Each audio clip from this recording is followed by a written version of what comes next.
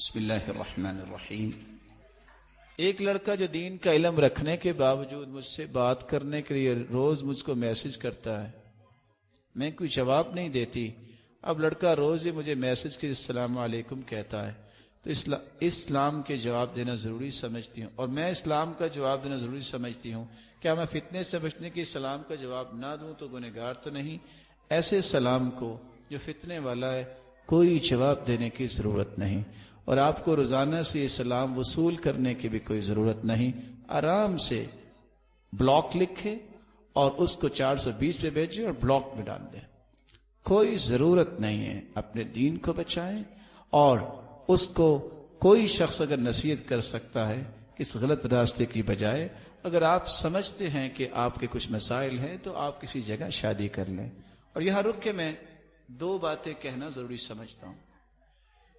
معاشرے کے اندر ایک بہت بڑا ظلم یہ ہے، جہاں نیکی کو بڑھانے کے راستے آسان کرنے چاہیے وہاں برائیوں کے راستے بند کرنے چاہیے۔ یہاں نیکی کے راستے بند ہو گئے، برائی کے راستے کھول دیے گئے۔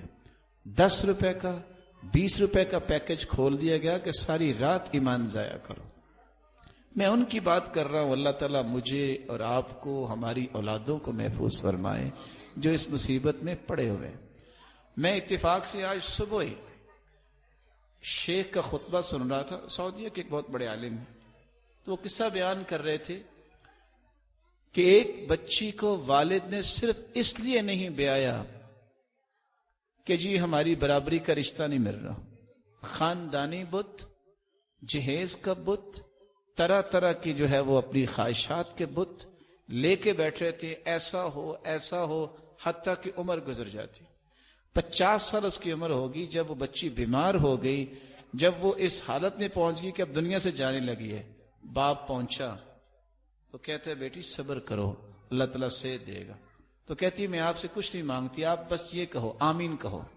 اس نے کہا آمین۔ اس نے کہا ایک مرتبہ پھر کہو آمین۔ اس نے پھر کہا آمین۔ اس نے کہا ایک مرتبہ پھر کہو آمین۔ اس نے پھر کہا، کہتی اللہ یحرمک الجنہ کما حرمتنی من الزواج۔ 3 مرتبہ آمین کہا ہے، اللہ تجھے اس جنت سے محروم کرے جس کی وجہ سے تو نے مجھے آج تک مجھے شادی سے محروم رکھا ہے۔ میں دعا کرتی ہوں اللہ تجھے جنت سے محروم کرے۔ یہ چھوٹی بات نہیں ہے، ظلم ہے۔ وقت پہ شادی کرنا بیٹے کی اور بیٹی کی یہ والدین کی ذمہ داری ہے۔ بتوں کو چھوڑ دینا چاہیے یار، یہ فلاں خاندان ہے، یہ فلاں ہے، جس کی نیکی آپ کو پسند آئی ہے۔ 2 ہی تو شرطیں ہیں بنیادی، اور وہ کون سی شرطیں ہیں؟ اذا اتاکم من ترضون دینہ وخلقہ فزوجوہ۔ جس کا دین اور اخلاق تمہیں پسند ہے شادی کر دو۔ دین سے مراد یہ ہے کہ اس کا خالق سے تعلق خوبصورت ہو، اخلاق سے مراد کہ اس کا مخلوق کے ساتھ رویے اچھے ہوں، وہ لڑاکا نہ ہو، فسادی نہ ہو، وہ جھوٹا کذاب نہ ہو۔ آپ اپنی بیٹی کا نکاح کر دو، وہ آپ کو راحت ملے گی جو آپ نے کبھی سوچی نہیں۔ لیکن اگر یہ نہ ہو تو پھر فساد ہی ہوتا ہے معاشرے میں، اور فساد آپ دیکھ رہے ہیں۔ راستہ نیکی کا کیا ہے؟ ایک شخص کے پاس مال بھی ہے، ایک شخص کے پاس طاقت بھی ہے، وہ دین کو سمجھتا بھی ہے، وہ دوسری شادی نہیں کرتا۔ کیوں نہیں کرتا؟ لوگ کہیں گے دوسری شادی، لیکن وہ ایک شادی دوسری نہیں کرتا، اس طرح کے 10 ناجائز تعلق پالنے کے لیے رب کا سامنے مجرم بن کے پیش ہونے کے لیے اپنے آپ کو تیار کر رہا ہے۔ یہ کیا طریقہ ہے؟ اور یاد رکھیے گا اللہ کے رسول نے جو دین پیش کیا ہے وہ باعث رحمت ہے۔